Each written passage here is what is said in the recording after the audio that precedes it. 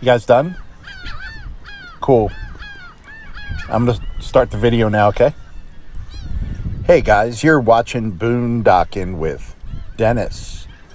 Rockport Beach, Rockport, Texas. Beautiful day. 75 degrees was the high.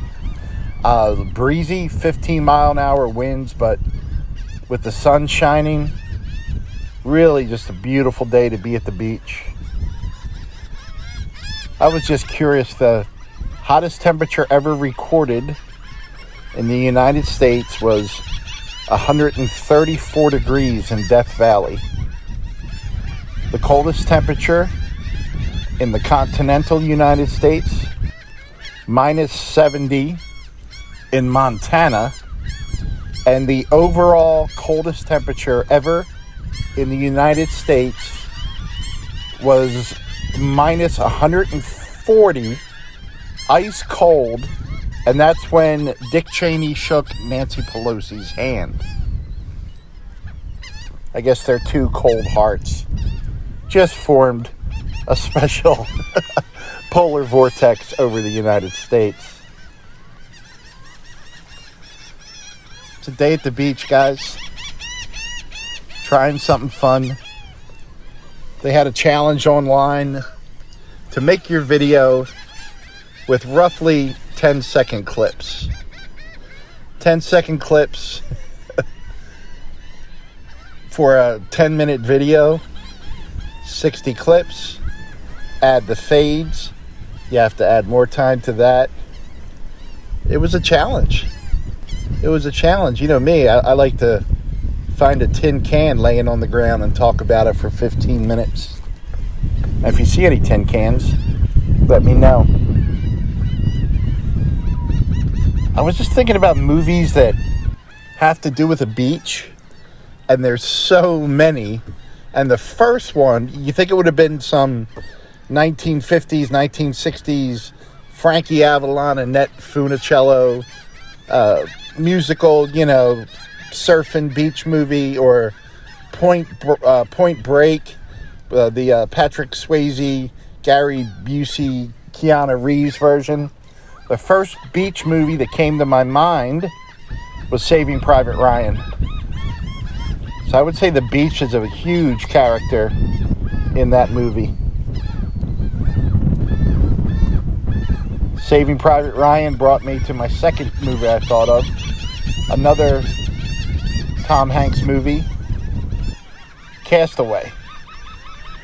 And just 6, 7, 8 months ago, we went to the Crossroads up in Canadian Texas that they use in the movie for the final scene in Castaway. So that was pretty neat. And then from there, my mind kind of fluttered around from movies like Jaws. That's a hell of a hat, Harry. You're going to need a bigger boat. And there's one movie I like, kind of a low-budget, underrated kind of horror movie. It's called The Shallows.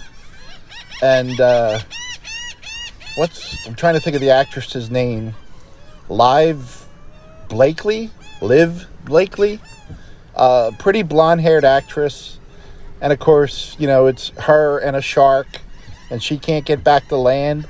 And I really thought it would stink, but I think I've watched it 3 times. It's actually like a decent movie. There's another movie I like with Paul Walker might be in it, from the Fast and the Furious, and it's got Jessica Alba in it. Jessica Alba, man, I'm so old. I've gone through so many pin-up movie stars in my lifetime. This was an actress I really liked for a longest time. I know she's in Sin City, and I'm drawing a blank. But I actually like that movie. There's just a bunch of movies going through my head right now. I can't quite get a grasp on the name. One had Timothy Opalant in it. And, yeah. About 11 o'clock tonight, I'll wake up and go, oh, that movie. A lot of good movies with beaches. And I guess I've seen so many beaches over the last few years, and especially the last few days, going out to Port Aransas and then back here to Rockport. Wasn't I just talking about the Cleveland Browns in the Port Aransas video where I made the joke at the Cleveland Browns expense? That's hard to believe. Met 3 different groups of really nice people today. Got asked the question, are you boondocking with Dennis?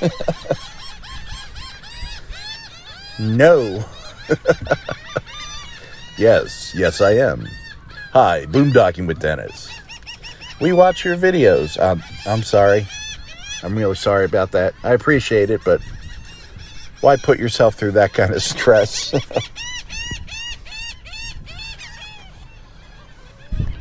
So why is Peter Pan always flying?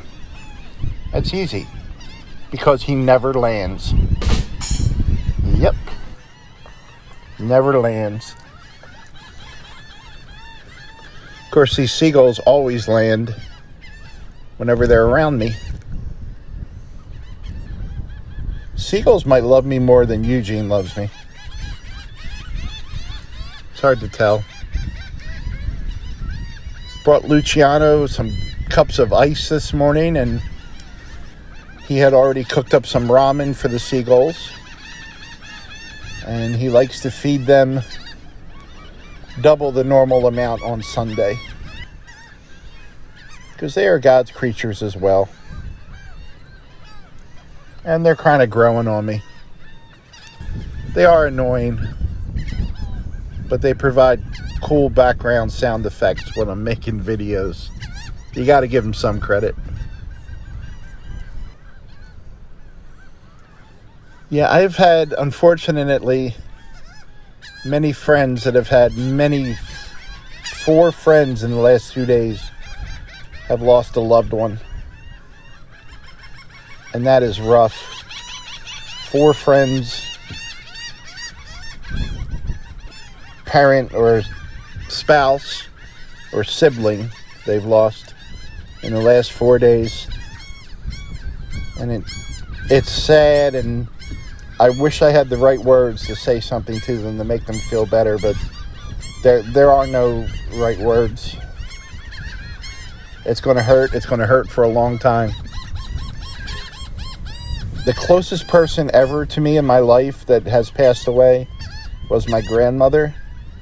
And I was really, sad, devastated, yes, but at peace with the fact that we were so close. I felt I was a good grandson. I know she was a good grandmother. We enjoyed each other's company. Even when we were 3 hours apart, we talked on the phone, we visited. And, if you have someone you love, go see them. Call them up right now. Stop watching this stupid YouTube video and call up your grandkid. Call up your friend, your army buddy, your coworker that you haven't seen in a long time. Check in on people. It'll make them feel great, and it'll make you feel great. We're all here for a blink of an eye in the big picture.